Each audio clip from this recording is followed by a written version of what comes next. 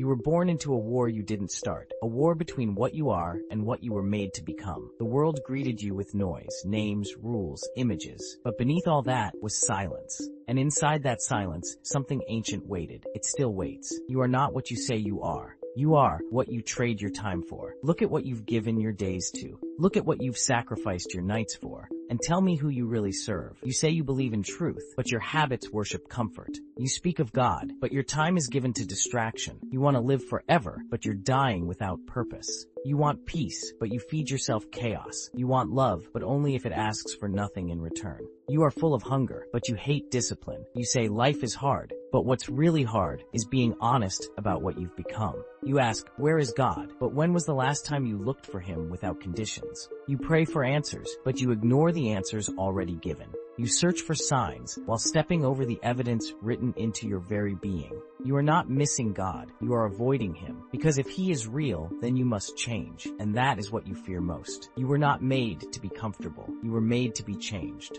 This life is not paradise, this life is purification. The pain is not punishment, it's a mirror, and the mirror doesn't lie, but you do. You decorate your ego and call it self-worth. You run from solitude and call it busyness. You numb yourself with pleasure and call it freedom, but you are not free. You are shackled to choices you don't even remember making. And still time moves, without waiting, without mercy. You were given a soul, but that soul is not your property. It is alone, and one day it will be called back.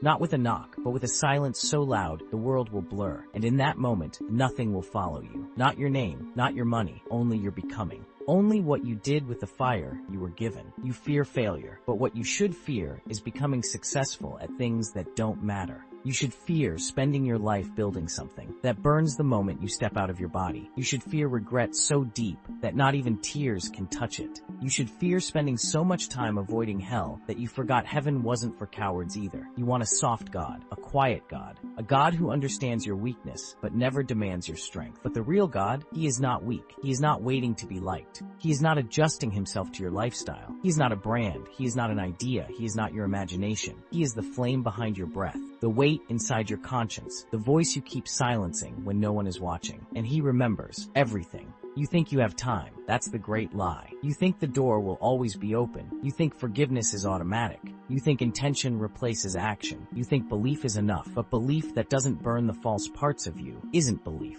It's decoration, the kind that melts in fire. There will come a moment, and it is coming, when your illusions collapse. You'll see yourself, not the version you created, but the one you actually became. And in that moment, there will be no escape into distraction. No audience to clap, no quote to post, only silence and truth. And you will know exactly what you traded and for what. But you still have time, not much, but enough. Enough to return, enough to break, enough to rise. Because the mirror is still intact, the soul is still breathing, and God is still waiting. But the hour is near. The veil is thinning, the ink on your story is still wet, so make it mean something, because the clock is watching. The devil is smiling, God is silent, and you are deciding.